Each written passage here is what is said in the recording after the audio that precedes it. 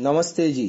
35वीं श्रव्य कणिका ऋग्वेदादि भाष्य भूमिका लेखक महर्षि दयानंद जी सरस्वती, जिस पर विस्तृत भाष्य लिखा है भूमिका भास्कर नाम से स्वामी विद्यानंद जी ने।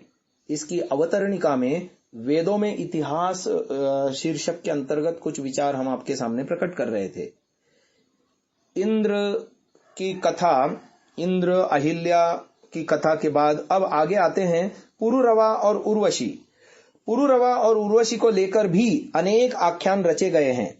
पुराणों में उर्वशी को नारायण की जंघाओं से उत्पन्न बताया है। उरु को ऊरु मानकर किया गया निर्वचन और उस पर आधारित उर्वशी की उत्पत्ति की कथा दोनों अशुद्ध हैं, क्योंकि ऊरु के अर्थ में ऊरु का प्रयोग कहीं नहीं मिलता। बृहद देवता में उपलब्ध वर्णन के अनुसार उर्वशी के दर्शन पर मित्र और वरुण का रेतः कुंभ में गिरा और मुहूर्त मात्र में अगस्त्य और वशिष्ठ उत्पन्न हो गए।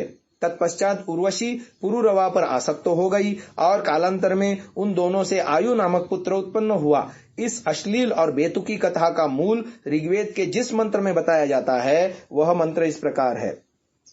उतासी मैत्रा वरुणो वसिष्ठोर्वश्या ब्रह्मन् मनसोऽधिजातः द्रप्सं स्कन्नं ब्रह्मणा दैव्येन विश्वे देवाः पुष्करे त्वाददन्त। ऋग्वेद 7:33-11। यजुर्वेद के 18:39 में कहा गया है, सूर्यो गंधर्वस्तस्य मरीचयोऽप्सरसः, अर्थात सूर्य ही गंधर्व है और उसकी किरणें अप्सराएं हैं। अन्यत्र यजुर्वेद 15 से 19 में अप्सराओं के नामों का वर्णन करते हुए मेनका और उर्वशी के नामों का भी उल्लेख है। ऋग्वेद 10:95-17 में स्पष्ट कहा है, अंतरिक्षप्राम रजसो विमानी मुप शिक्षाम्युर्वशीम वसिष्ठः, अर्थात मैं वशिष्ठ अर्थात सूर्य अंतरिक्ष में घूमने वाली उर्वशी को अपने वश में रखूं।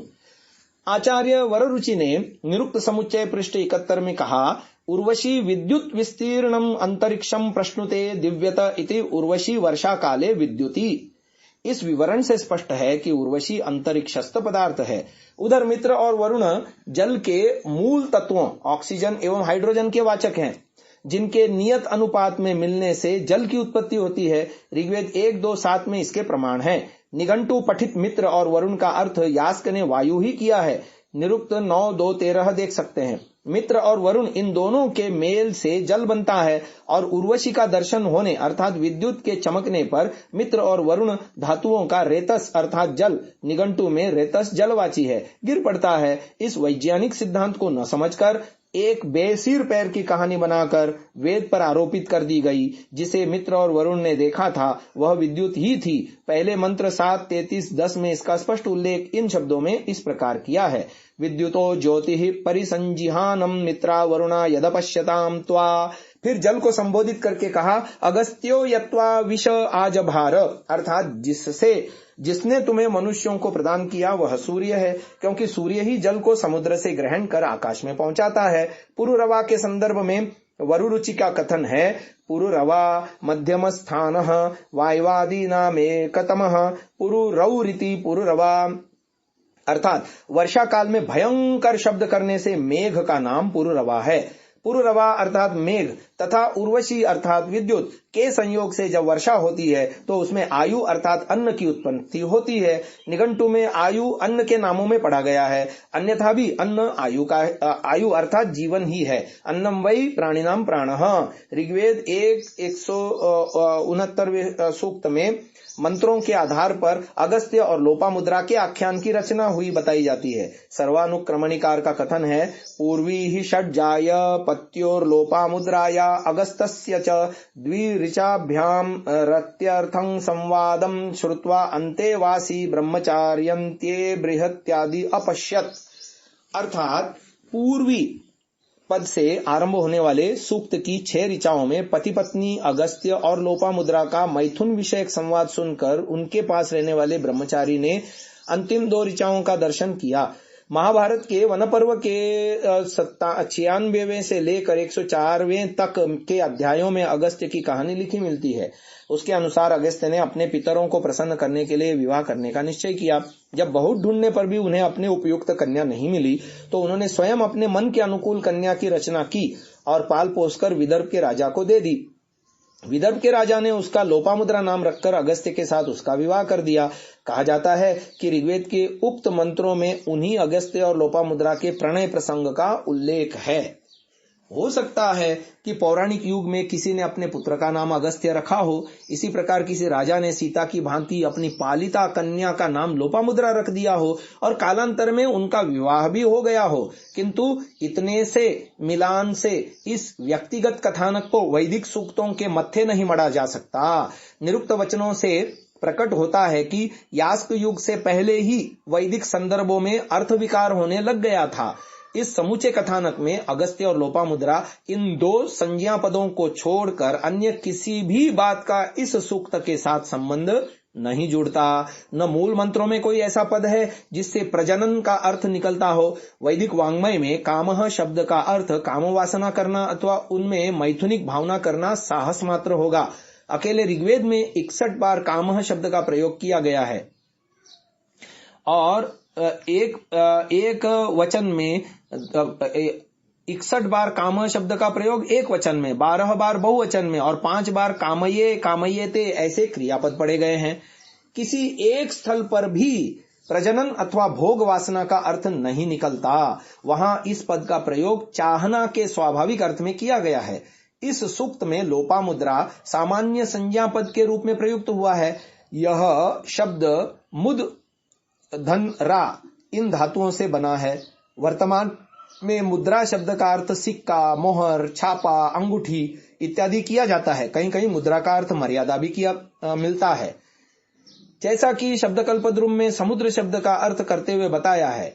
परंतु अथर्ववेद 18:3-19 में पुल्लिंग शब्द में प्रयुक्त मुद्र पद से और सुतराम मुद्रा धातु से भी यही प्रतीत होता है कि जीवन यात्रा में सुख शांति पहुंचाने वाले सभी गुणों अथवा पदार्थों को मुद्रा कहा जाता है। जिस अवस्था में सभी पदार्थों का लोप हो जाता है उस विपत्ति काल की निराश, हताश एवं अधीर अवस्था को लोपामुद्रा पद के प्रयोग से प्रकट किया गया है। यही इसका स्वाभाविक अर्थ है। मंत्रगत गभीरा पद से भी इसी अर्थ की पुष्टि होती है।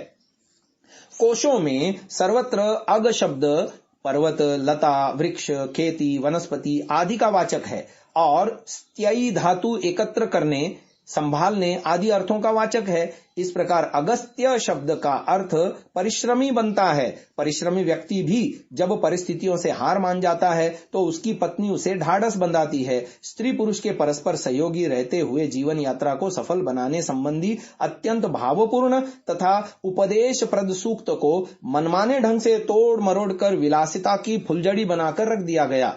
कथानक के रूप में प्रचलित इस अनर्गल प्रलाप को सिद्ध करने के लिए मंत्रों में एक भी शब्द नहीं है। वैदिक व्याख्यानों के अनेक भेद होने पर भी उन्हें 3 श्रेणियों में विभक्त किया जा सकता है। पहली श्रेणी में ऐसे कथानक हैं जो वेद मंत्रों में पढ़े गए भिन्न भिन्न सामान्य संज्ञा पदों को व्यक्तित्व अथवा स्थान विशेष का वाचक मानकर बनाए गए हैं। दूसरी श्रेणी में ऐसे कथानक आते हैं जो मंत्र दृष्टा कहे जाने वाले ऋषियों के नाम पर अथवा उनके चरित्र के वर्णन में लिखे गए हैं। तीसरी श्रेणी में उन कथानकों को रखा जा सकता है जो वैदिक देवताओं के नाम पर लिखे गए हैं। इन तीनों प्रकार के कथानकों में से बहुतों का वर्णन तो निरुक्त में संकेत मात्र, किंतु बृहद देवता सर्वानुक्रमणियों और उनकी टीकाओं में विस्तार पूर्वक किया गया है। ब्राह्मण ग्रंथों में प्रायः इन सब का मूल पाया जाता है। कहीं कहीं अलंकार शैली में तो कहीं कहीं स्पष्ट रूप से मिलता है। महाभारत, भागवत, हरिवंश, मत्स्य, विष्णु और वायु पुराण आदि की कहानियां अधिक विस्तार से दी गई हैं, परंतु इन पौराणिक आख्यानों और वंशावलियों का वर्णन विभिन्न पुराणों से भिन्न भिन्न ही नहीं परस्पर विरोधी भी है। इसी से उनका सर्वत्र कपोल कल्पित होना सिद्ध है। इन कथानकों के संदर्भ में एक विचित्र बात यह भी है कि इतिहास नामधारी आख्यानों में बहुत खोजने पर भी कोई एक दो ही ऐसे मिल सकते हैं जो सभ्यता और सदाचार की कसौटी पर रखे जा सके। बृहद देवता आदि उपर्युक्त ग्रंथों में वर्णित चरित्रों को देखकर आख्यानांतर्गत ऋषि जीवन को केवल 3 शब्दों में ही प्रकट किया जा सकता है: काम, कामिनी और क्रोध। किसी भी सुंदरी को देखकर उस पर आसक्त हो जाना, फिर बलात्कार तक के लिए उद्यक्त हो जाना अथवा स्खलित हो जाना और आवश्यकता अनुसार क्रुद्ध होकर शाप दे देना। साधारण बात है। बृहद देवता 597 इंद्र जैसे देवता नामधारी महापुरुष भी अपने मित्र को मिलने जाकर वहां उसकी पत्नी रोमशा को प्रणाम करते देखकर न उसका कुशल क्षेम पूछते हैं, न आशीर्वाद देते हैं, बल्कि छूटते ही पूछते हैं, रोमाणी में संति न संति राज्ञी। च्यवन जैसे सहस्त्रों वर्षों से तपस्या में लीन ऋषि दीमक खाई मिट्टी के ढेर की भांति हो जाने पर भी एक अबोध बालिका के कांटा चुबो देने पर मारे क्रोध के सारे परिवार और परिजनों को मौत के मुंह में धकेल देते हैं और फिर उसी कन्या के पत्नी रूप में दिए जाने पर शाप वापिस ले लेते हैं। आदि आदि कथाएं सिद्ध करती हैं कि ये सारे कपोल कल्पित हैं। आज की इस कथा को यहीं विराम देते हैं। ओम।